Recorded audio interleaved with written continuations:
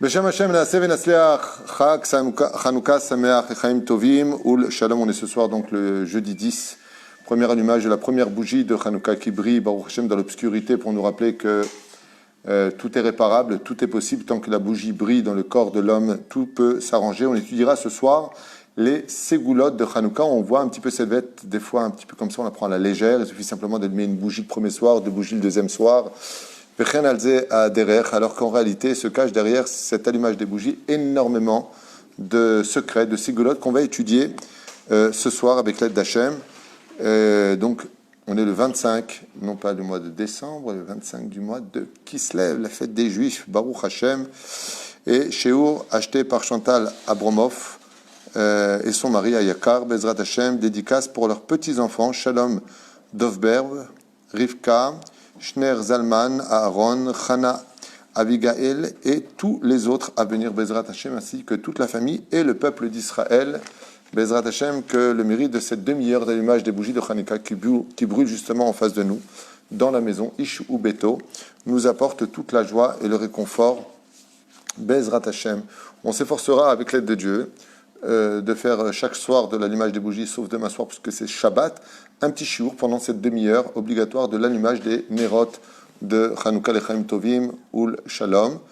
Et donc, sans plus tarder, Refouach Lema pour tous les malades d'Israël, Bichlala, Moratim Yakdasha Vateora, Shachem Orechota, Esther, Bert Batnusha Twitu, Sarah Talia Batifrat Miriam, Yanaï Ben Esther, Samuel Journo, David Ben Zara, Michal Abraham Ben Chana, Rivka, Arik, Yaron Ben Chana, Esther Ben Yosef, Avi Yitzhak Ben Dvora, Shakadosh Baruch Hu Yarzer Oto Lemutav, Lechem Tovim, Shalom Bakom Yikol Kol, et les Nishmat Kol Mete Israël, et que leur lumière, Bezrat Hashem dans le ciel, nous éclaire dans ce monde, et prie pour nous, Bisiata Dishmaya. Alors, première des choses qu'on va étudier ensemble ce soir, c'est les remèdes qui se cachent derrière l'allumage des bougies qui paraît un petit peu comme ça, une espèce d'anniversaire cérémonial des Grecs qui ont envahi Israël et qui, de façon assez exceptionnelle, ont mené une galoute dans le pays d'Israël. Et c'est ce qu'il y a de plus dur au monde. Quand on est en galoute et qu'on vit en galoute et qu'on vit comme des galoutiens, alors on comprend parce qu'on est en galoute. Mais quand on monte en Israël,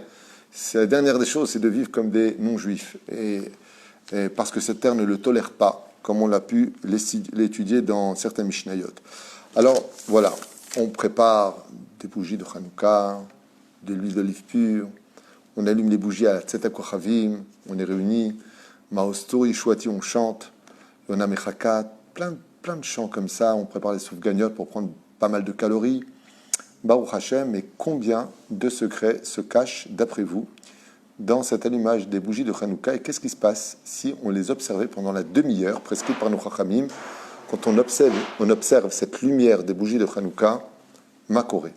Alors écoutez bien ce que nous livre nos Chachamim, on va citer quelques phrases importantes de certains livres qui nous disent combien de bienfaits se cachent dans les lumières si importantes de Chanukah quand on les observe, quand nos yeux s'assoient pendant la demi-heure, parce que Minadine, selon la halakha, une fois qu'on les a allumées, pendant une demi-heure, elles brûlent, et puis on pourrait éventuellement, la femme ne travaille pas, on ne travaille pas pendant cette demi-heure, mais chacun retourne un petit peu à ses occupations.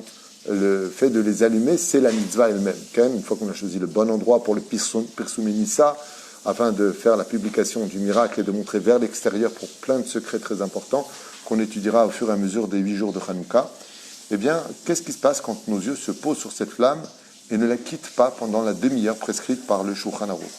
Dans le Siftei Tzadik, comme explique le Rav Yaron Ashkenazi Ayakar, Hashem Shurei Hayehu, donc dans le livre Siftei Tzadik, il nous dit que la ségoula, le remède qui se cache dans les flammes remplies d'une kedusha qui vient du monde d'en haut, du très haut.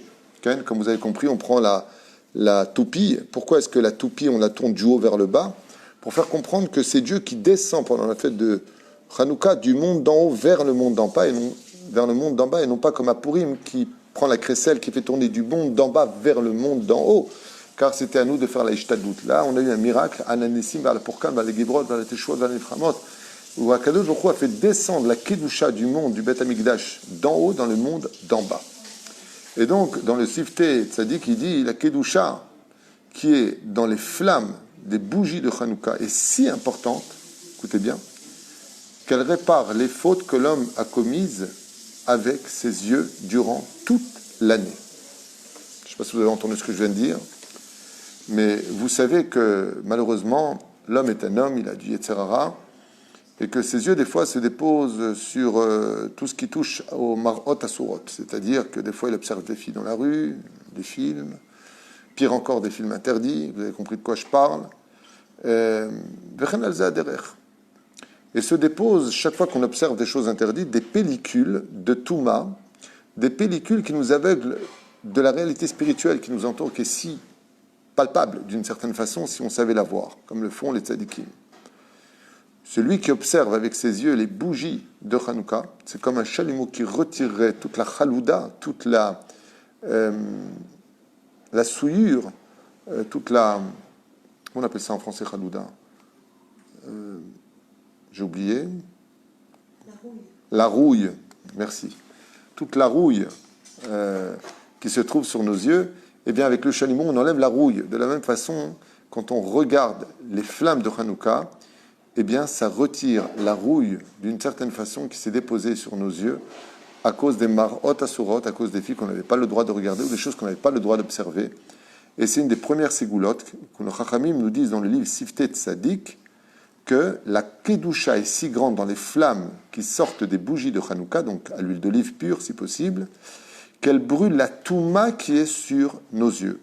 Celui qui faute avec ses yeux, on a dit le Harizal, à 120 ans, s'il n'a pas fait Teshuvah, se réincarnera dans un volatile qui s'appelle Ra'a. Ra'a, ça s'écrit Resh Aleph He, qui veut dire celui qui voit.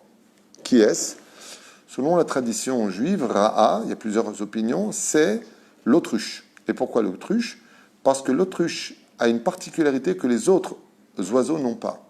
C'est qu'il est capable de couver ses œufs rien qu'en les regardant. Il n'a pas besoin de s'asseoir dessus, même s'il va le faire. Mais s'il était tenu à distance de ses œufs, sachez qu'en les regardant, il pourrait les couver. Mais la reine, celui qui, n'a pas protégé ses yeux dans ce monde, et qui n'a pas su observer ce qu'il fallait observer, pourra se réparer pendant la fête de Hanouka en observant la flamme de Hanouka en Ra'a, donc regarde les flammes de Hanouka. Ça viendra à la place du tikkun, du Harizal, qui dit que celui qui regarde les femmes dans ce monde se réincarnera dans cet animal qu'on appelle Ra'a, qui veut dire celui qui voit.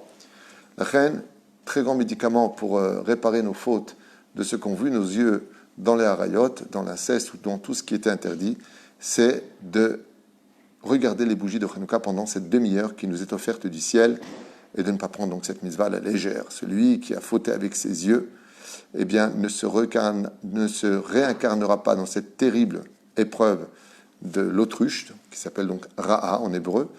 Et pourquoi ? Parce que les lumières de Hanouka sont si fortes qu'elles peuvent réparer sur terre au lieu de se réincarner après la mort. Dans le livre très connu de Raphaël Amalach, ce livre de Kabbalah qui a été donné par l'ange Raphaël, justement, entre autres à Adam Arishon, tout celui qui observe les lumières de Hanouka et qui a des problèmes de vue ou de maladie, qui a du mal à voir, qui a une vue qui est basse ou toute autre chose, sache que la Kedusha des lumières de Hanouka soigne de tous les problèmes de vue sans exception.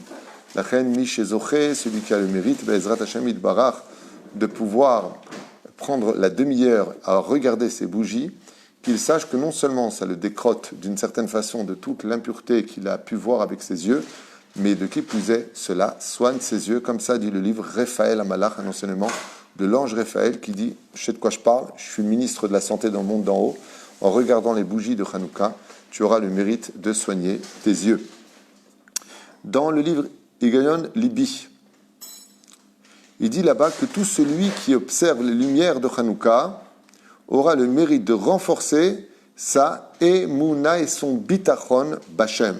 Lama, veketzadou. Pourquoi, Bémet, en regardant les bougies de Hanouka, on aurait plus de facilité à travailler notre bitachon qu'une autre mitzvah, lama. Réponse très simple. Parce que quand les Hashmonaïm, avec Matatiaou Kohen Gadol, sont sortis en guerre avec les Maccabim, alors qu'il n'était que, selon certaines DA, 13, il y en a qui disent 17, il y en a qui disent un peu plus, il y en a qui disent un peu moins. Ils sont sortis tellement peu face à tellement nombreux, des milliers, voire peut-être des centaines de milliers de Grecs qui vivaient en Israël à cette époque. Eh bien, en réavivant la flamme de la Hanouka, ils ont en même temps déposé cette énergie pour toutes les générations, que dans les flammes de Hanouka, pendant toutes les générations, quand on les allumera, nous, Bayamimahem, Bazemanazé, dans leur jour, jusqu'à aujourd'hui, à chaque génération, on prendra de leur bitachon, de leur émouna, de leur foi que eux ont eu en Dieu pour se battre contre les Yévanim. Ainsi donc, nous dit le livre Higayon Libi, que tout celui qui regardera pendant cette demi-heure les bougies, les flammes briller de la Hanoukia, se remplira de bitachon, atzmi. Non seulement il retrouvera une confiance totale en Dieu, mais de qui plus est, vous savez qu'on ne peut pas avoir confiance en Dieu si on n'a pas confiance en soi. C'est aussi un remède psychologique pour avoir confiance en soi. N'oublie pas qu'en toi, tu brilles, et que tu es quelqu'un de brillant, et que si Akadosh Baruch Hu t'a créé, c'est que pour lui, il estimait que le monde ne pouvait pas vivre sans toi. C'est donc que tu as un rôle à jouer. Ne te dénigre pas trop, car en chaque juif, il y a une flamme qui est là non seulement pour s'éclairer lui, mais pour éclairer aussi les autres. On voit dans le livre du Khatam Sofer, qui dit comme ça, que tout celui qui, Baruch Hashem, observera les flammes des bougies de Hanouka pendant la demi-heure, aura le mérite de se souvenir de toutes ses études, Bezrat Hashem. Et comme il le dit là-bas, pendant cette demi-heure de l'allumage des bougies, le Khatam Sofer, il est très important de prier le ciel qu'il nous donne le zikaron, la bonne mémoire, pour pouvoir nous souvenir de tout ce que l'on apprend pour ne jamais l'oublier, car comme je l'ai fait dans un cours qui s'appelle « N'oublie jamais », l'huile est en rapport avec le zikaron, c'est-à-dire avec le souvenir, comme je l'ai déjà dit. Quand tu veux étudier la Torah, te souvenir des pages que tu étudies, de l'enseignement que tu as étudié, tu prends ton doigt que tu mets dans un verre d'huile d'olive pure, tu le suces, tu le mets dans sa bouche, et après tu étudies la Torah, tu verras que tu n'oublieras rien de ce que tu as étudié.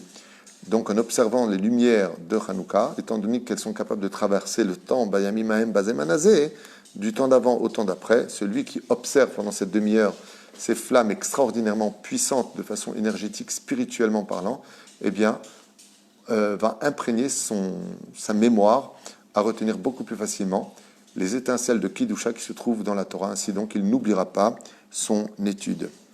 Il dit aussi comme ça que celui qui observe les bougies de Hanouka, en les allumant de tout son cœur, bien entendu, préparé avec le sourire, avec de la joie, de prononcer la bénédiction avec enthousiasme, bien entendu, sera sauvé de l'ange de la mort.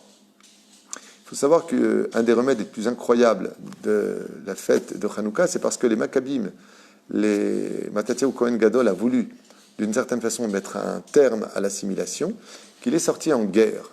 Et pourquoi est-ce qu'ils sont revenus grandement vivants? Pas tous, mais la majeure partie, parce qu'ils étaient revenus pour réaviver les lumières de la Hanoukia.